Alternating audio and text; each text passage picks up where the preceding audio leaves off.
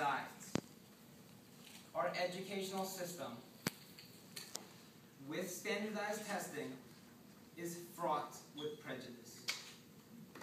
Those who have the resources to send their children to posh private schools ensure that their children will one day grow up to go to college and achieve a comfy vocation. Those who do not have the resources to send their children to those schools suffer from what my favorite documentary, Waiting for Superman, calls dropout factories. These factories are where the heart of the problem resides. America has not made it a point to adequately help our children, to give them the respect and resources that they need to succeed. So while we may test them every year, day in and day out, we will continue to see the low rates that we have been seeing for the last decade. Only 12% of students in Washington, D.C. have basic math proficiency. Only 16% of students have basic math proficiency in California.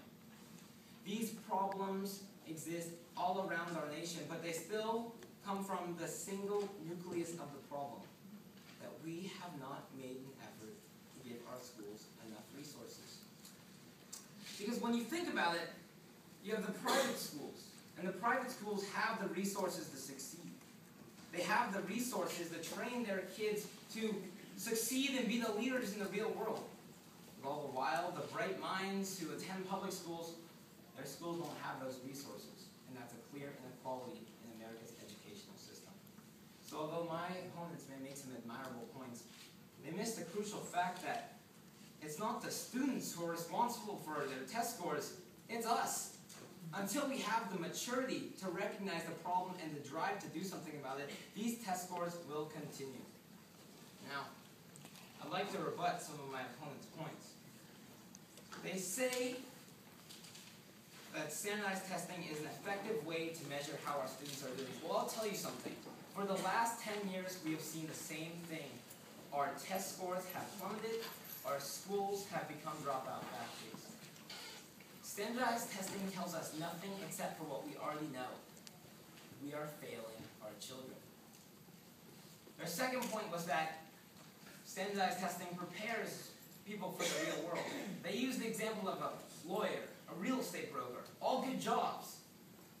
But the thing is, if we don't give our schools the resources to teach our kids and to send them to college, then they're not going to become lawyers. They're not going to become real estate brokers or pilots or all these professions.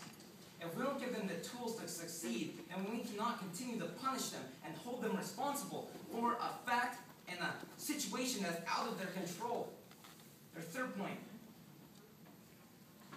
was that standardized testing is an important step in civil rights.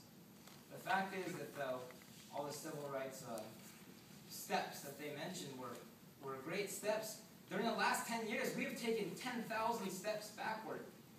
Because while those in the select posh public schools like San Marino in my area, while those schools continue to groom their children for future success, the rest of the students are still tested by the same standards and still denied high school graduation and still denied going up a level. They're still denied those basic facts and those basic rights. Judges, if you wish to actually do something about this problem, if you wish to give our students the tools to be leaders of the next generation, then help them. Give them the respect and resources